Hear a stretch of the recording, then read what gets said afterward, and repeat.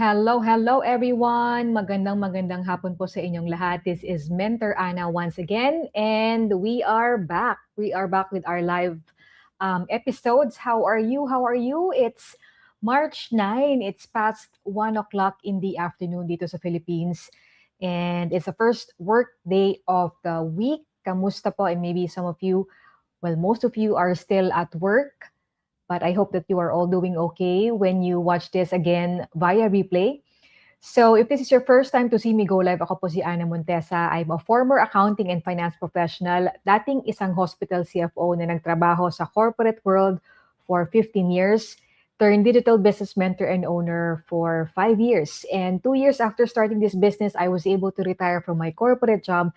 That's why I'm very passionate about helping mga kapwa kong accountants and professionals na nagwo-work din sa corporate world na gusto din nila ng magsimula ng buhay beyond their 9 to 5. So if this is your first time, please feel free to drop in your location kung saan ka man yun right now because I really want to know if you are also here in the Philippines or you're also a fellow Filipino outside the Philippines and you are here with me. You chose to be here and I'm really grateful for you because you gave me your time, your precious time. All right? So, but before we start and start with our discussion for today, if for those who are just new here, every Monday I'm talking about a very important topic that most professionals can really relate to. So, but before we jump right in, allow me lang din to check our audio if it's working. All right.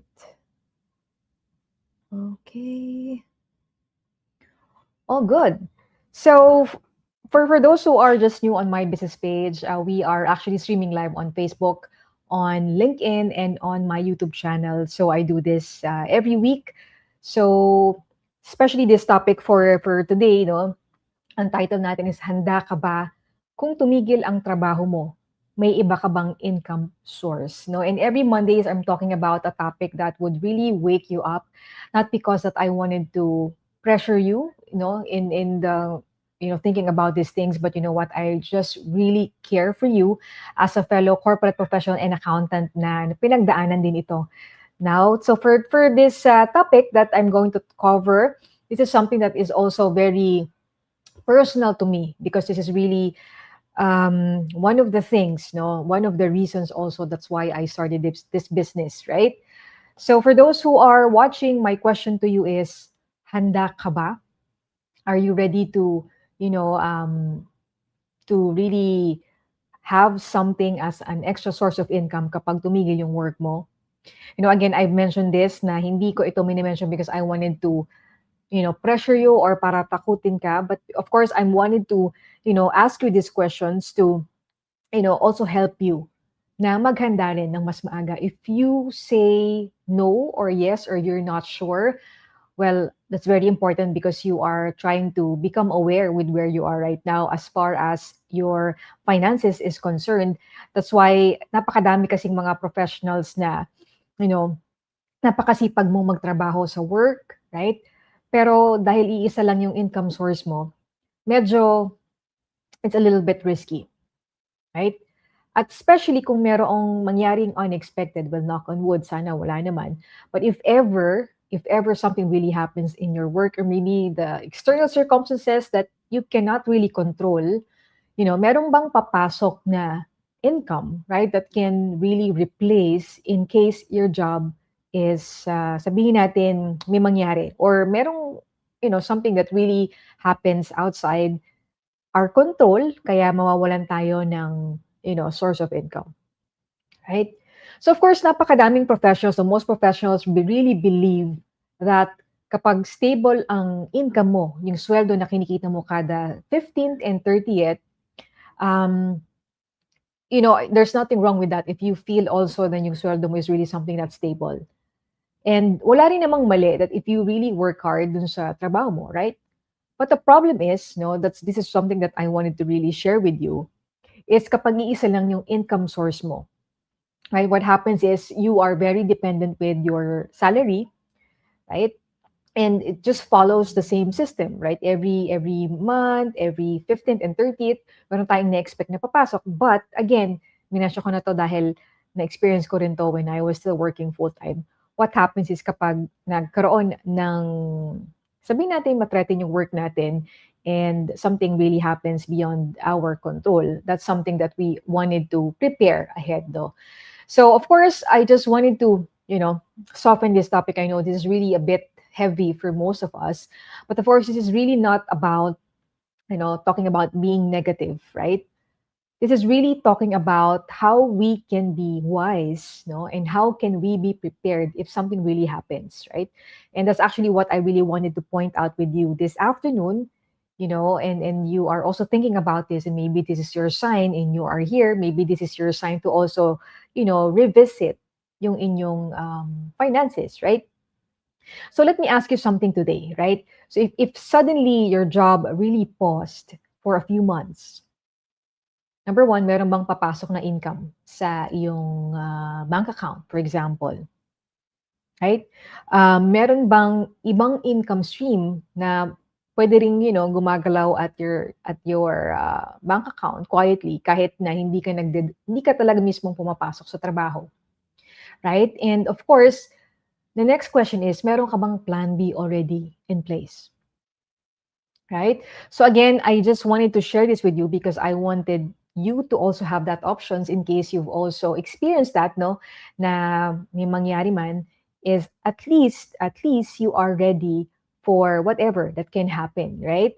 So a lot of us, no, especially yung mga sabi natin yung mga smart na mga professional these days, ang ginagawa talaga nila is they really prepare before they need to. Right? Are you also a person, a type of person na gusto mo na paghahandaan mo rin yung mga gantong situations?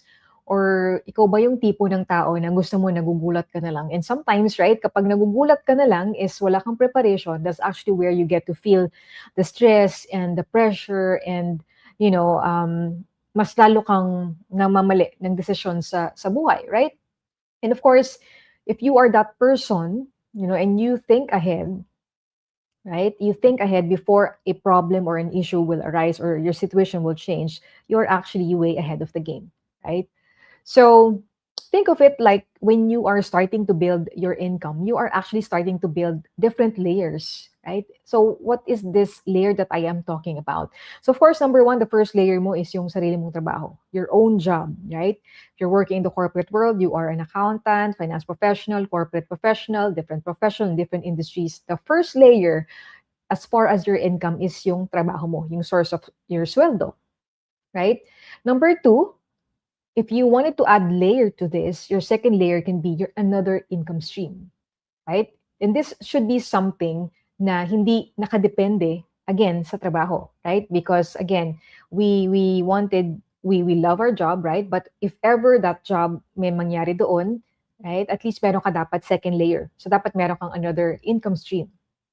And number three, you should come up with your third layer, and this third layer should be something that can grow over time, right? Because ito rin ang natutunan ko that when you trade time for money, your income really depends on how much time do you give your job, right? So just imagine if wala ka ng work, then your income will also stop, right? Of course, I'm talking about this because I wanted you to, um, ma-remind kayo, right? Na hindi mo rin naman kasi talaga kailangan mag-quit ng trabaho. For example, if you really wanted to add some few layers, right, in your income sources, and merong mga paraan. Actually, may mga paraan, no? And if you are just open to really hear about these options, right, then you can continue watching this, right? Anyways, if this is not one of your main priorities this year, that's totally fine, and I respect your decision. Maybe you feel like you're stable, right? But for those who are really interested to know, ano ba yung pwede mga options that you can start this year that you can start building, no, even a small stream of income, right? So you can start by building your own small digital business, for example, or another stream, no, habang employed ka pa, right? And that's what I usually call as preparation, right? So just to give you, guidance on how you can, ask yourself about these questions is number one. The first question is, if you wanted to prepare for the future, anong skill ang gusto mong simulan, right? That you wanted to start learning today? Should it be like another skill that's related to your job? Should it be earning additional certification? Should it be earning skill that would help you become an entrepreneur? Right? So start listing down ano ba yung skill, or thinking about this, ano ba yung skill that you can learn, while you are still working full time. Number two, what small income stream could you start exploring part time? Right? Because of course, hindi mo naman pwedeng bigla na lang bitawan yung iyong sweldo, yung iyong main source of income. It should be something that you can do part-time, right? And number three, how can you dedicate even 1 to 2 hours per week to build something of your own, right? So just remember this, no? And while you're thinking about ano yung sagot mo dun sa tatlong questions, just always think about that we all have the same resources. Right? I've mentioned this a lot of times from my previous episodes, that we all have the same time. We all have the 24 hours per day, right? So number two, we all have the same energy. If you're also in your late 30s going 40s, maybe you are already approaching in your mid 40s, somehow you know that your energy, meron pa rin, no? But you are a little bit wise when it comes to how you spend your energy, right?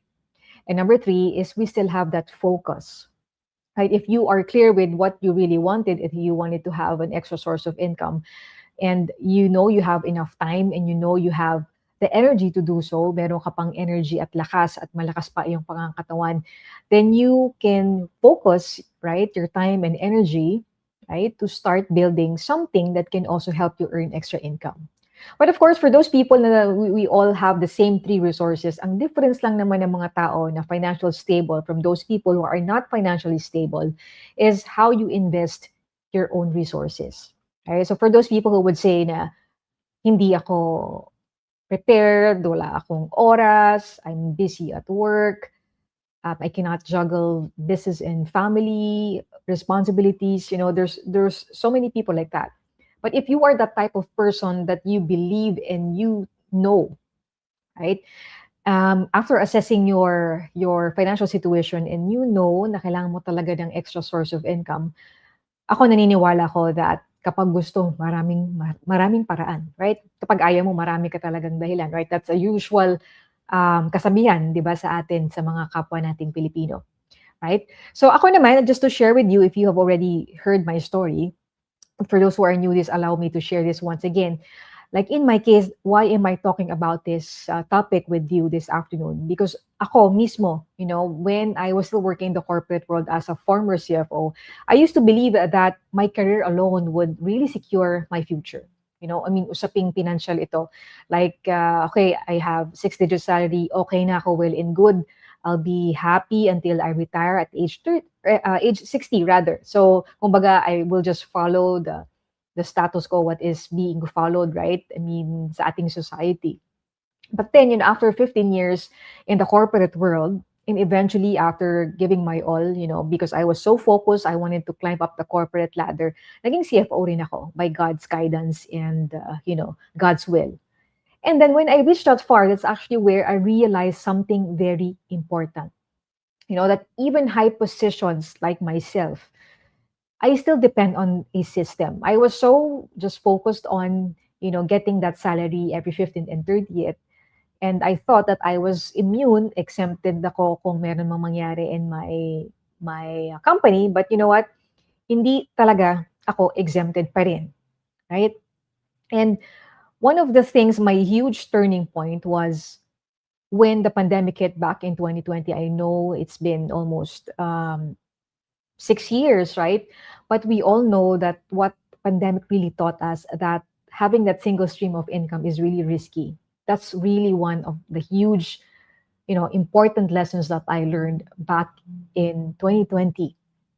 That's why nung naramdaman ko na that I wasn't really prepared, I don't have a plan B in place, that's why I've been sharing this with you. That's when I realized that I have to change. I have to do something about it. Yes, it was really scary, but when I finally realized that I need to do something, instead of really worrying about my financial future, I prepared and I searched for something online. And that's when I finally found the business. So nag-start din ako ng business na ito while I was still working as a full-time CFO. And I was really grateful because the industry where I belonged to back then was the hospital industry. And hospital industry is a bit, stable nung time na yon, right?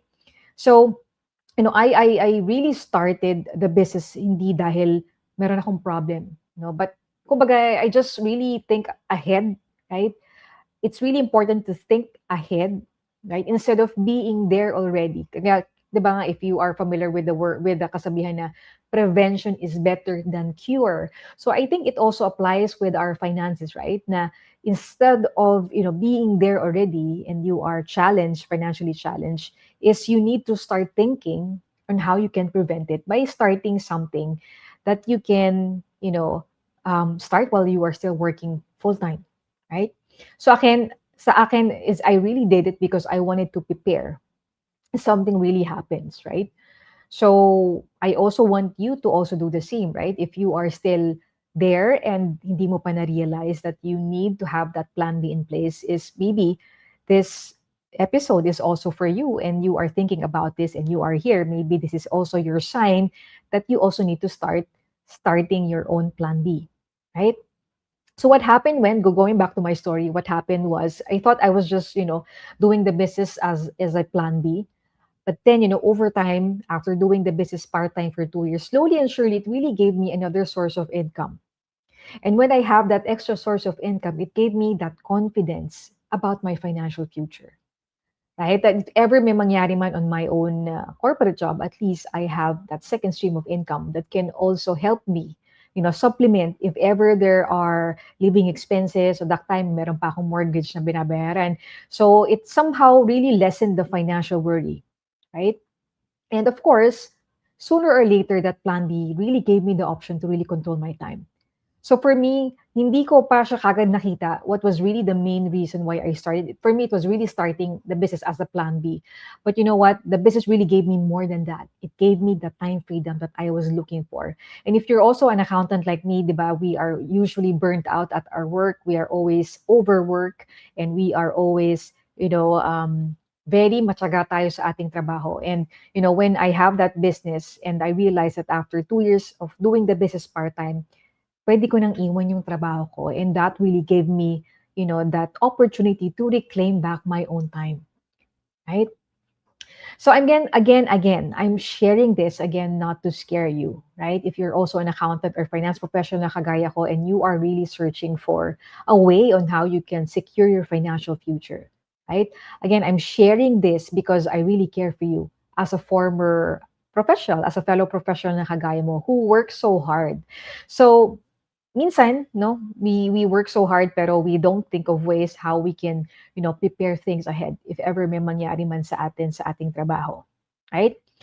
So, again, I wanted to remind you that all of the smart professionals these days, they are not that type of person who are waiting for the problem to be there, right? At doon na sila kikilos.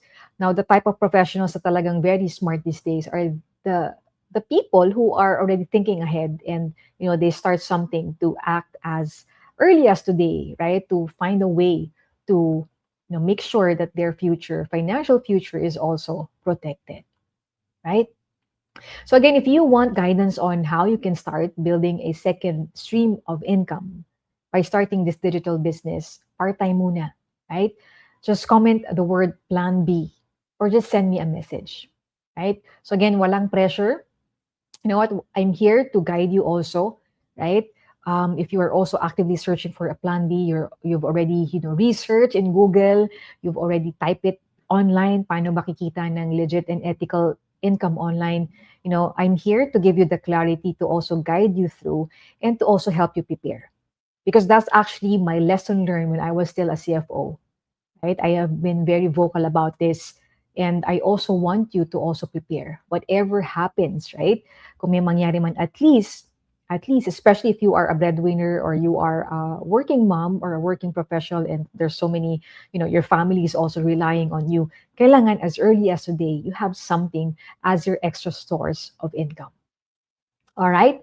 So that's it for this afternoon. I hope I was able to make myself clear and I challenge your way of thinking if that really helped. And somehow it also help you to, reassess your current financial status. And if you are really inclined to, you are also curious to know ano ba yung business that I have started 5 years ago, and you also wanted to check this further, feel free to send me a message here, and we can start a conversation. And your first step will always be, again, clarity, right? And you start getting your clarity by registering on my website first, and panoorin mo muna yung ating no-cost info webinar.